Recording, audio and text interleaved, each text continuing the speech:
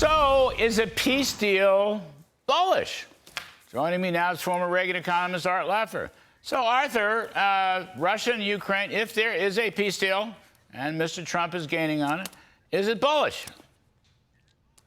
It's extraordinarily bullish. This is not only bullish for the stock market, for the economy, but for the world at large. It's one of the most wonderful things. I can remember with Reagan, we had something very similar to the Iran bombing just a while ago to really set the record. Reagan went into Libya and bombed Gaddafi's tent, his home, killed, I think, Gaddafi's daughter, but it showed he was deadly serious. From then on, we knew that peace was coming. He made the deal with Gorbachev, the peace, the reduction in arms. I mean, this is a complete, the same thing is going on right now. It's just incredibly good news for not only the stock market, but also for the world. I couldn't be happier than I am. I like the spirit of what you're saying, but aren't the Europeans still overtaxed and overregulated? And isn't Russia, you know, oh, yes. I know they have low tax rates, but nobody pays them because of the oligarchs. And I don't know anything about Ukraine's economy. I mean, I want it to be bullish, you know what I mean? It's probably more bullish for the American stock market than anything else. But what about these countries? You know, are they going to suddenly understand free market capitalism? They did under Reagan. They did it, and in fact, once we started our corporate tax cut, you know, they all followed. They all followed with their income taxes. They were laggards, but boy, they went through and did the same thing. Reagan set the tone for the world, and the world followed the American example. And Trump is setting the tone for the world right now. And believe me, all of these other countries are going to follow suit when they see how wonderful the results are for the U.S. and for world peace. Larry, I just can't tell you.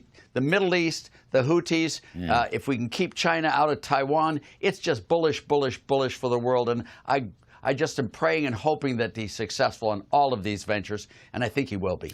I mean, at least in one sense, the EU trade deal, they're supposed to buy, what, $750 billion worth of our energy. It's mostly going to be LNG, liquid natural gas, and they may be investing in, you know, a lot of our new factories. So, if, you know, give peace a chance, maybe free up.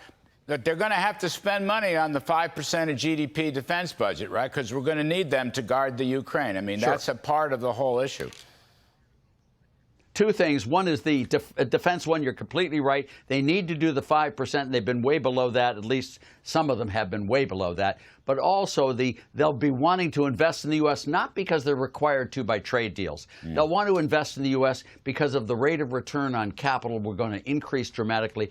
The U.S. ran huge trade deficits as all these foreigners invested in the United States to take advantage of the post-Reagan tax cuts. It was just brilliant, and it's going to happen again with the U.S. creating this huge capital magnet around the world. And I'm just very excited, Larry. I haven't seen anything like this since Reagan, and it just is just wonderful news. I mean, just 20 seconds, but you could, I don't trust Putin, but Russia, look, there's a country with potential, quote unquote. I mean, I don't believe anything. I think he's a warmonger. But in 20 seconds, I mean, Russia could be an interesting business hub.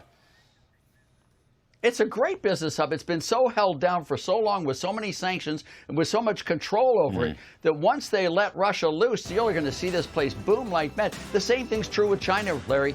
And you know, these countries have really great potential if they're brought into the economic sphere, and they will be. Thank you, Art Laffer. Thank you very, very much, folks. I'll be right back with my last word.